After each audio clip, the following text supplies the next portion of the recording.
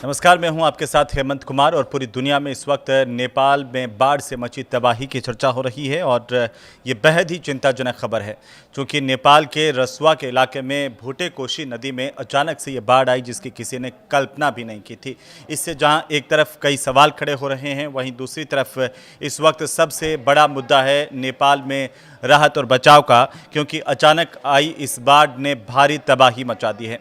इस बाढ़ की चपेट में कैलाश मानसरोवर यात्रा पर जा रहे 105 भारतीय पर्यटकों के साथ साथ 400 से ज़्यादा पर्यटक और ट्रैकर्स के भी लापता होने की सूचनाएं सामने आ रही है। इसके अलावा हज़ारों लोग लापता हैं, कई लोगों की जान गई है और इन लापता लोगों में भी सिर्फ भारतीय ही नहीं बल्कि कई दूसरे देशों के नागरिक भी शामिल हैं। इसके अलावा कई नेपाली नागरिकों के मारे जाने की भी खबर है और जो जानकारियां अब धीरे धीरे सामने आ रही है, बताया जा रहा है कि बहुत भारी नुकसान हुआ है जिसने कभी कल्पना भी नहीं की होगी। इस तरह के हालातों की और इन हालातों की गंभीरता को देखते हुए नेपाल की सेना, स्थानीय प्रशासन, टूरिस्ट पुलिस, दूसरी सुरक्षा एजेंसियां बड़े पैमाने पर इस वक्त राहत और बचाव अभियान चला रही है। तो आज नेपाल की बात, क्योंकि सबसे पहले हम आपको बताते हैं कि आखिरकार नेपाल में क्या हुआ है, कैसे हुआ है, क्योंकि नेपाल पर्यटन बोर्ड ये कह रहा है कि रसुआ में सुबह करीब 8:30 पर 8:30 बजे के करीब भूटे कोशी नदी का जो जल स्तर है वो तेज़ी से अचानक से बढ़ गया। जो तस्वीरें सामने आई हैं वो बता रही हैं कि कितनी भयानक त्रासदी है ये और लोगों का, जान माल का, जनहानि का कितना नुकसान हुआ है, इन तस्वीरों को देखकर ही आप समझ सकते हैं। ये नदी का पानी इतनी तेज़ी से बढ़ा कि इसके किनारे पर जितने भी लोग मौजूद थे, इनमें चाहे वो पर्यटक हों, ट्रैकर्स हों या फिर आम लोग हों, स्थानीय लोग हों, और सब कुछ इसकी चपेट में आ गया। चाहे लोगों के घर हों, पुल हो, गाड़ियां हो, जो कुछ भी सामने आया वो बहता चला गया। लेकिन ये सब हुआ कैसे, ये सवाल लगातार उठ रहा है। अचानक ये जो बाढ़ आई है उसने पूरे इलाके में सड़क पुलों को भारी नुकसान पहुंचाया है। एक जानकारी के मुताबिक करीब 40 किलोमीटर की जो सड़क है वो तबाह हो गई है, जबकि करीब 19 पुल बाढ़ की वजह से क्षतिग्रस्त हो गए हैं या फिर पूरी तरह से बर्बाद हो गए हैं। जो तस्वीरें दिखाई दे रही हैं उनसे तो यही अंदाज़ा लग रहा है कि इस जलजले के सामने, इसकी राह में जो भी आया वो बच नहीं पाया और इससे जो प्रभावित इलाके हैं वहां पर अब बड़े स्तर पर राहत और बचाव अभियान तक चलाना बेहद मुश्किल हो रहा है।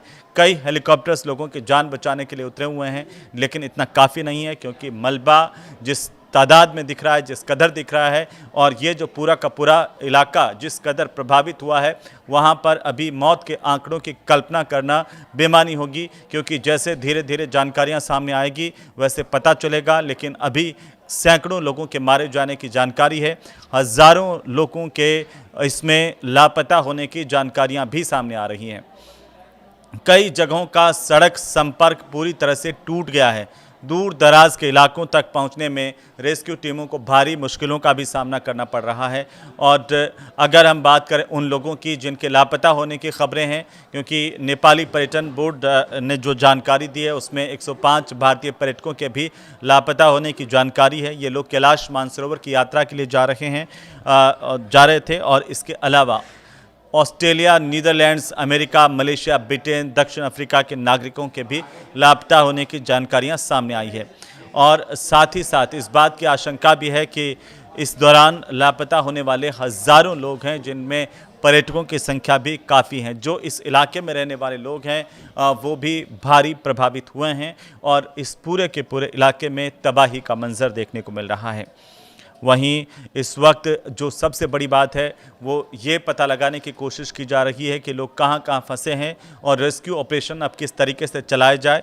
हालांकि इस पूरी त्रासदी को लेकर के प्रधानमंत्री नरेंद्र मोदी ने नेपाल के सरकार के आला नेताओं से बात की है, वहां के प्रधानमंत्री से भी बात की है और भरोसा दिया है कि दुख की इस विकट घड़ी में, त्रासदी की इस घड़ी में भारत नेपाल के साथ एक भाई की तरह से खड़ा हुआ है। जो भी ज़रूरी मदद होगी वो भारत करेगा, ये भरोसा प्रधानमंत्री नरेंद्र मोदी ने दिया है। लेकिन जो तस्वीरें हैं उन्हें देख करके हर कोई दहल जाएगा। इस वक्त अगर नेपाल की धरती की हम बात करें तो नेपाल की जो सेना है, स्पेशल ऑपरेशंस टीम है, मेडिकल टीम्स हैं या और स्थानीय प्रशासन है, सुरक्षा एजेंसियां, सब इसी बात में जुटे हुए हैं कि लोगों को राहत बचाव के जरिए कैसे बचाया जाए। सबसे जो ज़्यादा प्रभावित इलाका है वो बूसी और तुसु इलाके हैं, जहां पर अब तक कई लोगों को सुरक्षित निकाला गया है और ये क्रम अभी भी लगातार जारी है, क्योंकि नेपाल की सेना के प्रवक्ता की तरफ से भी कुछ जानकारियां साझा की गई हैं। राहत बचाव अभियान में तेजी लाने के लिए जो प्रभावित इलाके हैं वहां पर करीब 15 हेलीकॉप्टर्स की तैनाती की गई है। 7 हेलीकॉप्टर्स नेपाली सेना के, बाकी हेलीकॉप्टर्स जो है वो सशस्त्र पुलिस बल के और निजी ऑपरेटर्स के भी लगाए गए हैं। और जो भी लोग फंसे हुए हैं उनको निकालने के इंतज़ाम किए जा रहे हैं।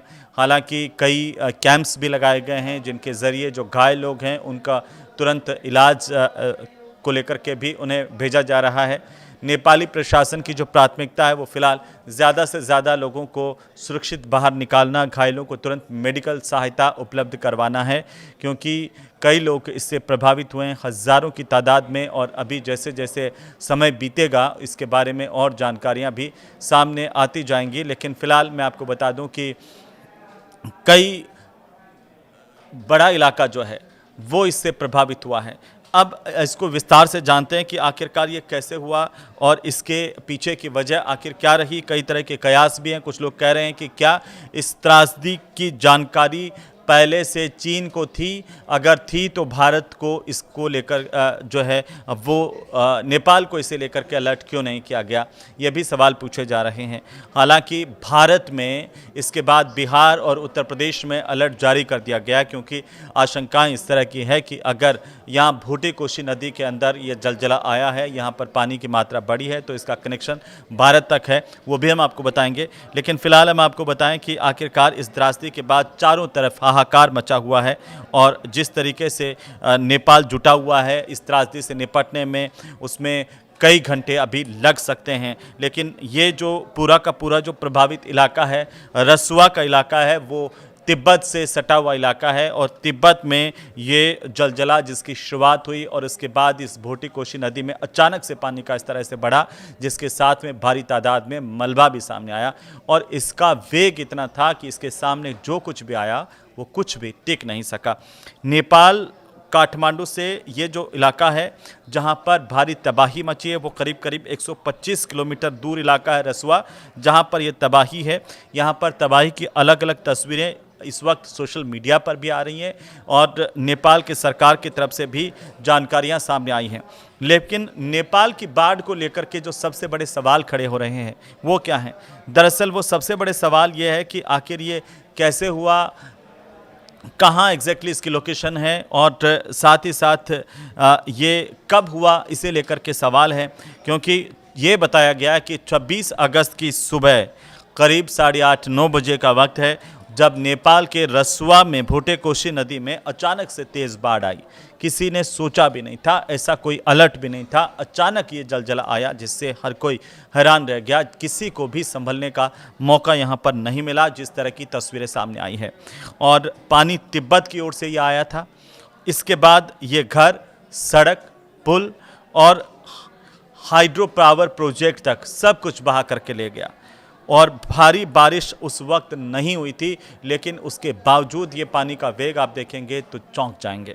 दरअसल ये कैसे हुआ, इसको लेकर के भी कई चीज़ें हैं। कुछ लोग ये मानते हैं कि शुरुआती आकलन जो है वो यह है कि बर्फ़ चट्टान का बड़ा हिस्सा जो लहदे नदी है उसमें गिरा, जिससे पानी की मात्रा अचानक से यहाँ पर बढ़ी, लेकिन पानी रुक गया और इसके बाद में रुकावट जैसे ही टूटी है, पानी और डबल तेज़ वेग के साथ में नीचे की तरफ बहा है और इससे फ्लैश फ्लड बन गई। और यही फ्लैश फ्लड जो है वो लोगों के लिए त्रासदी का कारण बनी है। ये ग्लेशियल जो झील है उसके फटने की भी आशंका जताई जा रही है। अभी हालांकि ये जांच का विषय है कि ग्लेशियल झील क्या फटी, कैसे फटी और ये सब कुछ कैसे हुआ।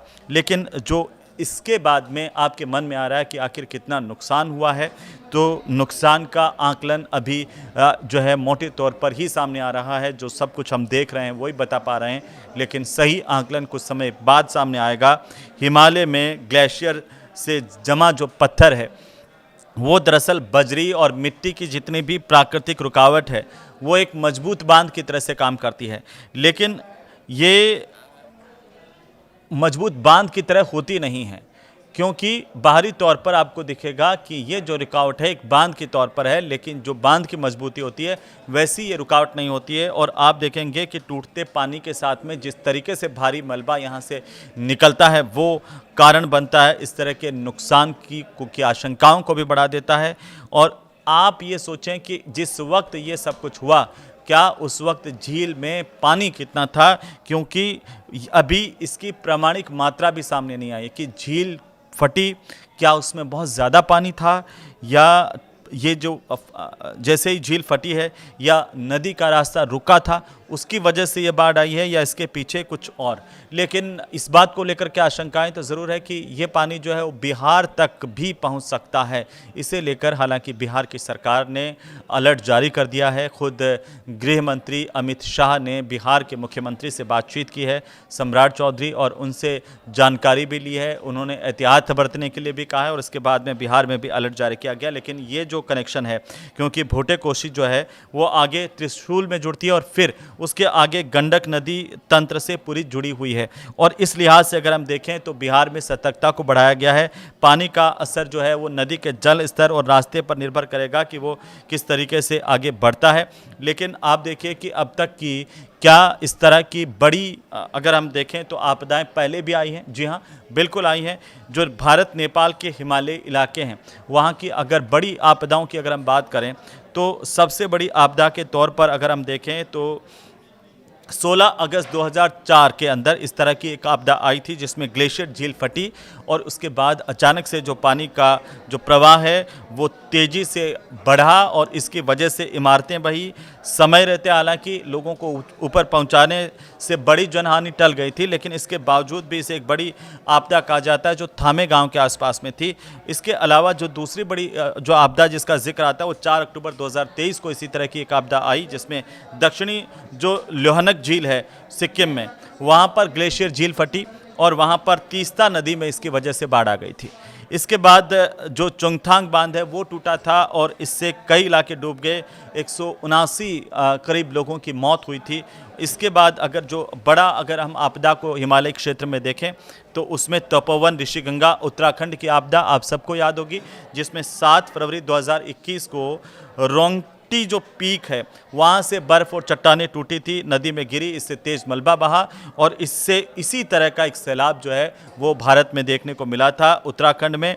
और यहाँ पर 2 हाइड्रो प्रोजेक्ट तबाह हो गए थे, 200 से ज़्यादा लोग मारे गए या फिर लापता हो गए थे, इस तरह की जानकारियाँ हैं। इसके अलावा और भी जैसे उत्तराखंड में बाढ़ आई, आप सब ने देखा 2021 का वक्त था, कुमाऊं गढ़वाल इलाके में बाढ़ भूस्खलन हुआ, 46 से ज़्यादा लोगों की मौत हुई थी। कश्मीर में जैसे बाढ़ आई 2014 में, यहाँ पर लगातार बारिश हुई थी और झेलम नदी जो है वो उफान पर आ गई। श्रीनगर समेत पूरी की पूरी घाटी का बड़ा हिस्सा डूब गया था और यहाँ पर भारत पाकिस्तान में 450 से ज़्यादा भी मौतें हुई थी। इसके अलावा केदारनाथ का जल प्रलय आप सबको याद होगा, जब भी हिमालय में इस तरह की त्रासदी, इस तरह की आपदा आती है तो बड़े पैमाने पर क्षति सामने आई है। जो केदारनाथ जल प्रलय था वहाँ पर उत्तराखंड में 17 जून 2013 को भारी बारिश के बाद में चोराबारी जो झील है उसका पानी और मलबा नीचे आया। केदारनाथ और रामबाड़ा गौरीकुंड में भारी तबाही हुई, हज़ारों लोगों की जान गई थी। इससे पहले अगर आप और पीछे जाएंगे तो 5 जुलाई 2016 को भोटे कोशी बाढ़ पहले आ चुकी है यहाँ पर नेपाल में ही, जिसमें तिब्बत की यही जो ग्लेशियर झील है उसके फटने से भोटे कोशी नदी में बाढ़ आई। तो ये पहली बार नहीं है जब नेपाल के अंदर इस तरह की त्रासदी मची हो। इससे पहले 5 जुलाई 2016 को इसी भोटे कोशी नदी के अंदर जो भारी तबाही हमने देखी थी, किस तरीके से ग्लेशियर झील फटने से बाढ़ आई, सड़क पुल हाइड्रो पावर सब प्रोजेक्ट को नुकसान पहुंचा था, तबाह हो गया था पूरा का पूरा इलाका। लेकिन ऐसी ही एक जो फ्लैश फ्लड है वो लेह के इलाके में भी आई थी अगस्त 2010 में, जब बादल फटा रात में और फिर मलबे का एक सैलाब यहाँ पर पहाड़ों के अंदर आया जिससे लोगों को भारी नुकसान पहुँचा, काफ़ी लोग प्रभावित हुए, 250 से ज़्यादा लोगों की मौत हुई थी। नेपाल में इससे पहले एक बार और जिक्र आता है जब 1985 में 4 अगस्त 1985 में इस तरह का जलजला देखा गया था। ये तीसरी दफ़ा है जब इतनी बड़ी तादाद पर जनहानि हुई है, इतनी बड़ी तादाद पर लोग मारे गए हैं और पूरा का पूरा सिस्टम तबाह हो गया। उस वक्त डीगसो झील जो है वहाँ पर एवलांच गिरा था और उसकी वजह से यहाँ पर बना एक प्राकृतिक बांध जो है वो टूटा, जिससे तबाही मची। हाइड्रो पावर प्रोजेक्ट, पुल, खेत सब कुछ बह गए थे। अब ये जो जिस तरह का जलजला, जिस तरह की स्थितियां आई हैं वो पहली बार नहीं है, लेकिन इसके बावजूद सवाल इस बात को लेकर के कि आखिरकार जब ये तिब्बत से शुरू हुआ और इससे पहले क्या चीन को इसकी जानकारी थी? अगर चीन को इसकी जानकारी थी तो क्या नेपाल को इतला दी गई थी, अलर्ट जारी किया गया था या नहीं किया गया? अगर नहीं दिया गया, किसी तरह का अलर्ट, नेपाल को जानकारी नहीं दी गई, इसके पीछे की वजह क्या है? क्या नेपाल इस वक्त जो सहन कर रहा है, सामना कर रहा है, उससे बचा जा सकता था? ये सवाल अभी भविष्य में है, लेकिन अभी जो रसुआ के इलाके में जिस तरीके की तबाही का मंजर है वो सोचने पर मजबूर करता है। वो ये दिखाता है कि आखिरकार कैसे इतनी बड़ी तबाही हुई है और कैसे प्रकृति के आगे मानव पूरी तरह से यहाँ पर बेबस नज़र आया, विकास पूरी तरह से ध्वस्त होता हुआ नज़र आया, कोई भी टिक नहीं पाया। इससे चारों तरफ जो है वो हाहाकार मचा हुआ है। अभी आंकड़े और आना बाकी है, लेकिन सबसे बड़ा सवाल जो आपके मन में इस वक्त आ रहा होगा, जो सबके मन में आ रहा है, वो ये आ रहा है कि आखिर ये ग्लेशियल झील जो है वो कैसे फटती है, इसके फटने के पीछे की वजह क्या है? क्योंकि पहले भी हमने बताया कि यही ग्लेशियल झील जो है वो एक बार जब पहले फटी थी, इसी तरह की तबाही आई थी, ये दोबारा हुआ है और नेपाल के लिए इस तरह की तीसरी त्रासदी है। तो ये झील कैसे फटती है, इसकी कुछ कुल मिलाकर के अगर वजह देखें तो 4-5 वजह सामने आती है। कई लोगों का ये मानना है कि जैसे जैसे पानी का स्तर बढ़ता है, यहाँ पर बर्फ़ जब तेज़ी से पिघलती है या ज़्यादा पानी आता है तो झील का जो जल स्तर है वो अचानक से बढ़ जाता है और इसकी वजह से बांध जो बना हुआ है उस पर दबाव पड़ता है और वो टूटने के बाद में के दौरान ये झील फट जाती है। दूसरी जो सबसे बड़ी वजह कुछ लोग मानते हैं वो ये मानते हैं कि ग्लेशियर या झरना जो है वो या चट्टान उसके अंदर गिरती है, उसकी वजह से इस तरह की तबाही आती है। यहाँ पर बड़े हिस्से का एक झील के अंदर गिरना इस तरह की तबाही ला सकता है।